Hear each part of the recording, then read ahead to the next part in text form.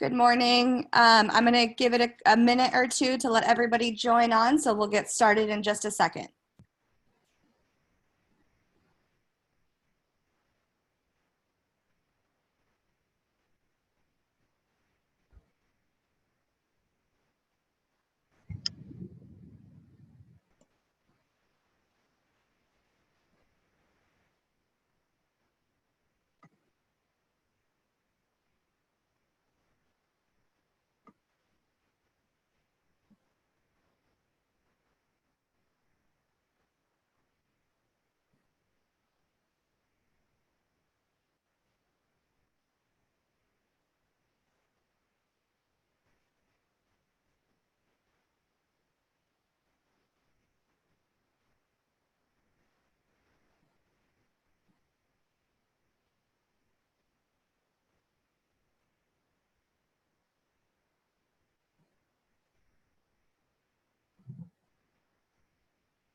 Okay, I think we're going to go ahead and get started. Katrina, is that okay with you? Yes, absolutely. Sorry. Okay, well, welcome and thank you for jumping onto this webinar. This is for the Small Business Relief Grant Program through the City of Costa Mesa.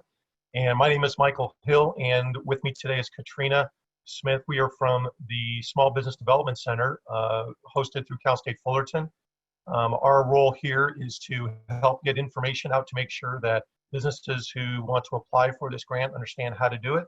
We have a team of consultants who are standing by to help you with your paperwork and get it loaded into the proper format and into the proper system. But today is really more of an informational webinar.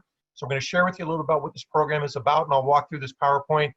We have a Q&A opportunity for you. So in your chat window there, if you want to put in your questions, we'll be sure to address those at the end of the presentation. Just want to make sure that you guys have a clear understanding of what this is. Again, for the City of Costa Mesa, and it is for a rather generous grant program. So let's walk through that very quickly. Get my PowerPoint to work for you. Oh, that's weird. There we go. So basically about the program, this is open for profit businesses. This is not for nonprofits at this time. You must be physically located in the City of Costa Mesa. You must have experienced financial hardship through the COVID crisis, and you must not have more than 30 full-time or part-time employees. And we're going to go into that in just a second and kind of show you how to do that calculation. If you have some part-time employees, we'll help you through that very quickly. So here are the grant amounts that the city is putting out. And again, we're running many of these programs. This is a very generous grant program. So you guys work in a great city, very much in partnership with you. They have a $5,000 grant if you have 1 to 3 employees. That includes the owner. You have a $10,000 grant opportunity if you have 4 to 6 employees, and then up to $15,000 from 7 to 30. And the FTE means full-time equivalent. So these are employees that are doing at least 40 hours a week with you. So if they were doing 39 hours, for example, we would count that as a half of an employee. So as long as you have 1 to 3 full-time employees, that's how you would calculate this. And again, we're going to go into this in just a second and help you figure this out. So again, a full-time equivalent is an employee that's working 40 hours or more in a week, and you want 39 hours or less, you're going to count as a half of an employee. So you can kind of look at if you have W-2 employees, for example. Here's some calculations for you to help you figure that out. So if you have 2 W-2 employees doing less than 39 hours, that would be the equivalent of 1 FTE or full-time equivalent. Pretty simple math. So count your number of employees that are doing 40 hours, count your number of employees that are doing less than 40 hours, and then divide that by 2, and that'll give you your full-time equivalents. And that's how you'll calculate where you land so that you can determine how much you're going to be applying for. Okay.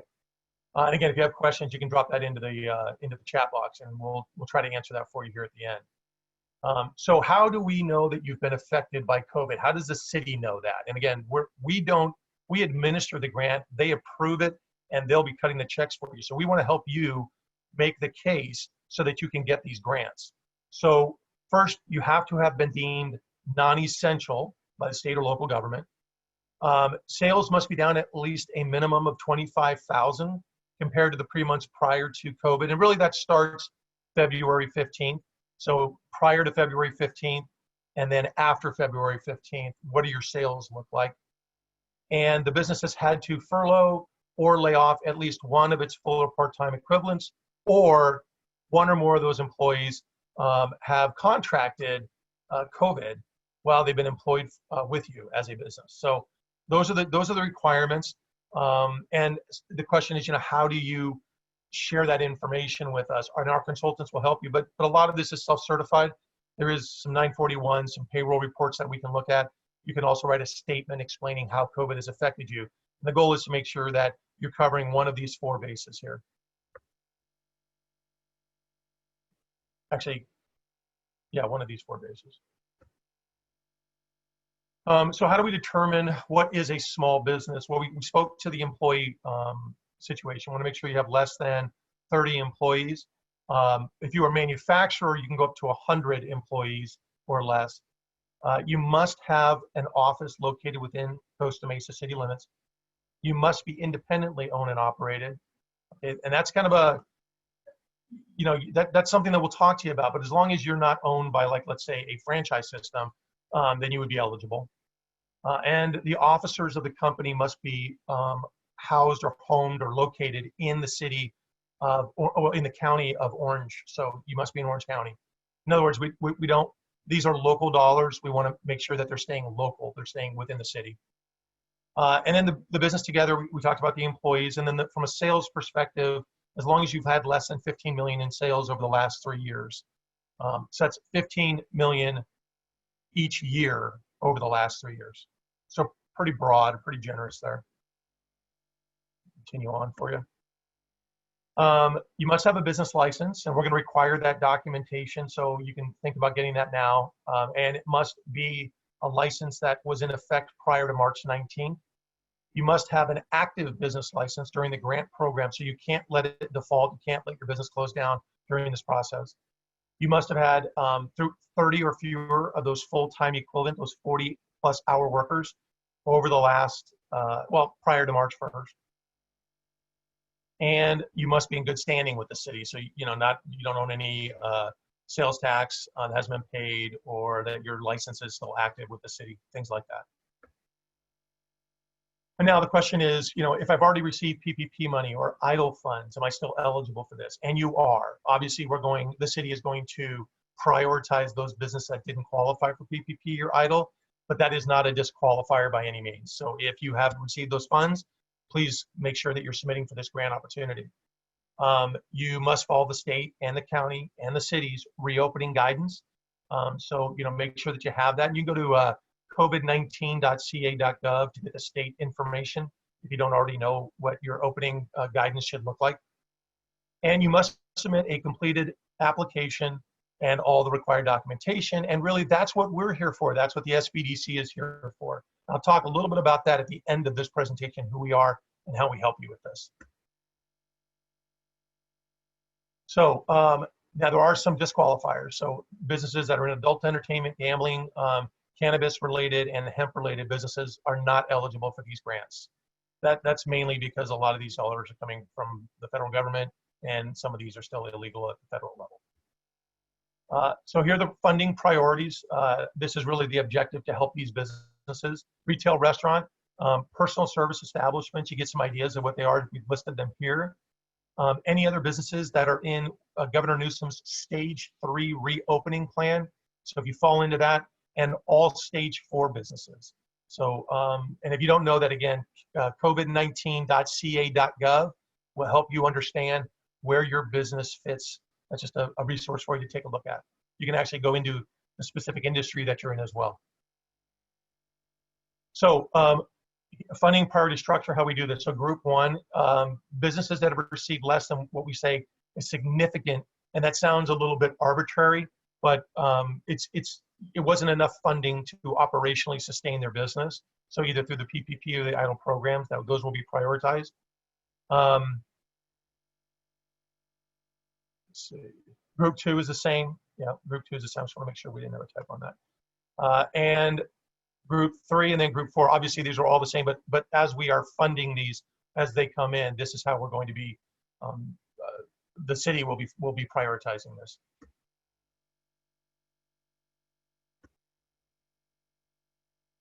So what can you use these dollars for? Pretty broad spectrum, predominantly, operational expenses, things that you're dealing with on a day-to-day. So your rent or your lease, mortgage, utilities, payroll, inventory, tech, any of your marketing expenses, cell phones that you use for your business, or any kind of handheld device. So, I mean, pretty broad, pretty much everything related to your business operationally. There are a few things that are not allowed, but this list is fairly comprehensive. And this will cover 95% of any use that you would have for it at this point. You must have been, so this is really interesting that this city is doing this. It's really helpful for businesses like yours. If you have incurred some expenses in March, after March 1st and in April, but maybe you haven't paid those yet because you just haven't had the funding or the cash flow to do that, those are eligible expenses. And you must, when you receive the grant, you have to use it no later than December 1st of this year. So you have some time to spend the money, and you'll be demonstrating how you're spending that in just a second. So there'll be a form that and you'll be self-certifying how you use them. You must sign and verify that the funds have been used in the way that we have described it, so that they are eligible for disbursement that way. You'll be required to provide documentation verifying the grant.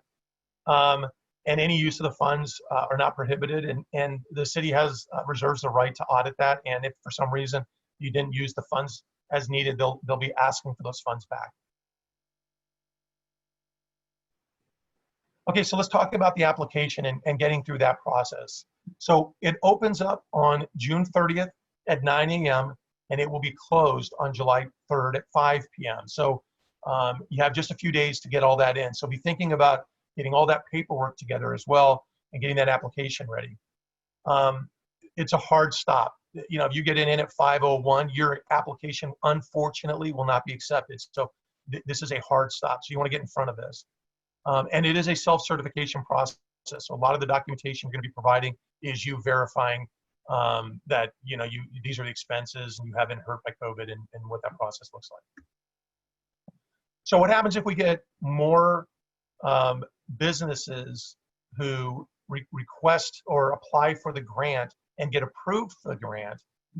Then they have funds available. Then it will go to this random selection process. And so there'll be a computerized drawing, and that's how they'll determine who gets the grants. So if you're selected, the clock starts ticking. You have 2 weeks to get your paperwork in. And really, it's not daunting at all to get this paperwork in. Some other cities, a lot of paperwork. They've really tried to streamline this and try to get this money in your hands as fast as possible. So we really commend the city for doing that. And we're here to help you. So the SBDC has consultants, and they will be reaching out to you and helping you, and you can reach out to them, and we will walk you through the process. So any questions you have after this webinar, we have one-on-one consulting that will help you get all of this in.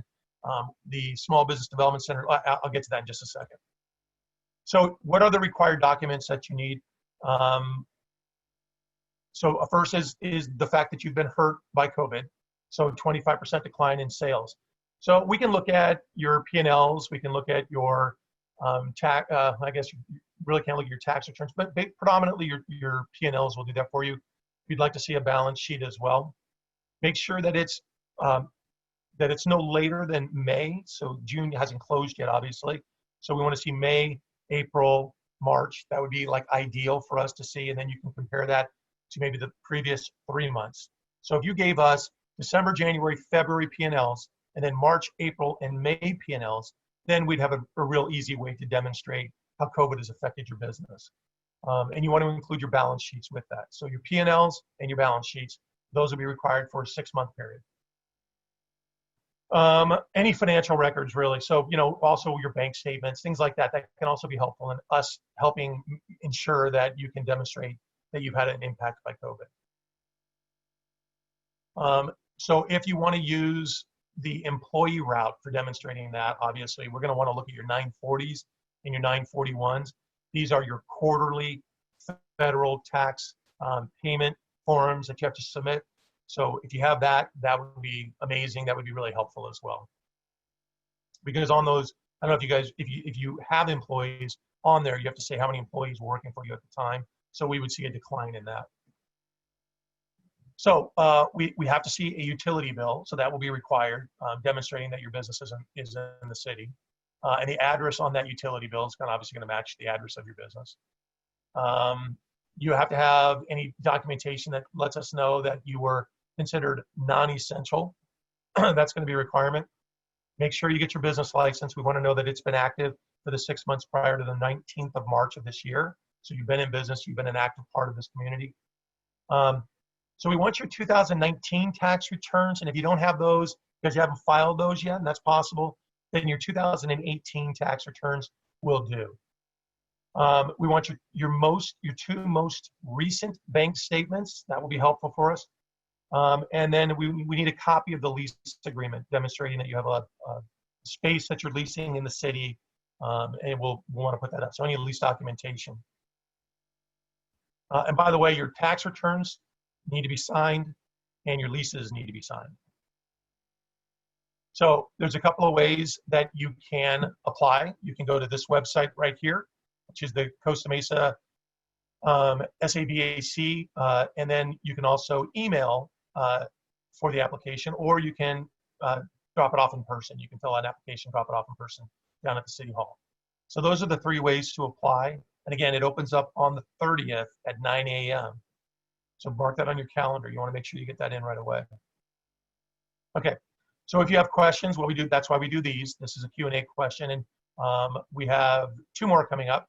So tomorrow we'll be doing one in Spanish. So if you or a colleague, Spanish speaking, and you want to come on that webinar, it'll be just in Spanish. And then we'll be doing this webinar again on the 25th, so Thursday. And so if you have any questions, that's at 4 o'clock. Well, you can come back and we'll visit it, because you know what happens is we go through this, you ask some questions, and then we get off the webinar and you go, oh, I had an idea, I had something I need some help with. You come back on Thursday and we'll help you with that. So here are a couple of phone numbers and emails that you're going to want to keep handy. This is going to help you as you get stuck, or if you need questions answered, you can reach out. So first you have the city, but obviously you have us. And we're really kind of this independent third party with a primary role of helping you, the small business, get your application in on time and get your documentation in on time. Really, the application is very, very simple. It's getting all the paperwork in, and that's really where we'll help in, and we'll play the major role in that, helping you with that. So Q&A, so just so you guys know, just a summary of kind of the key points here. This is the City of Costa Mesa.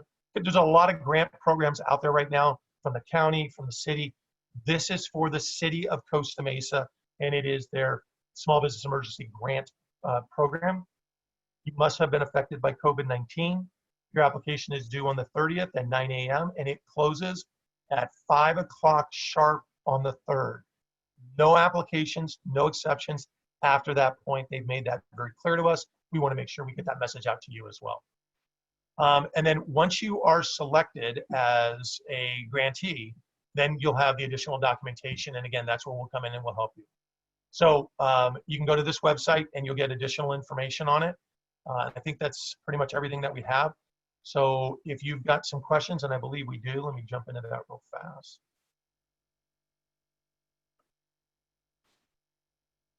City business license for 6 months. My company is an internet-based platform. We were accepted into C4 Venture Studios Accelerator Program, moved into a shared space in February. We don't have a business license because we are a guest of the studio. Even if we had one, we'd only be there for 5 months. There are no exceptions, unfortunately. That's too bad, but yeah, I understand the situation, but a business license is a requirement, and gosh, yeah, there's just no exceptions to that. Sorry about that, Robert. Let's see. Next one here. So sole proprietor with 1 full-time employee. I work at my retail store full-time. Do I count as an employee? You do indeed. So your count, so you have 2 employees, okay? I don't know who asked that question. It was anonymous, but yes, you would be 2 employees. Is the application available now? No, it'll be available on the 30th at 9 a.m.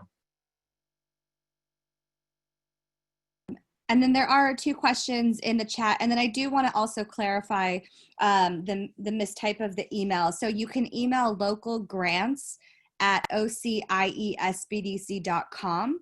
I will also be sending out a recording of this webinar to everyone who has registered. So you will automatically have my email address as well. So it's localgrants@ociesbdc.com, or you could just respond to my email once I send out this recording. So to clarify, restaurants absolutely are eligible, and wholesale restaurant supply businesses do qualify as well. So again, it's for most industries that are not under that exclusion list that Mike Hill went over, and then the employee count. So they're really looking at businesses that have less than 30 FTE, so less than 30 full-time employees.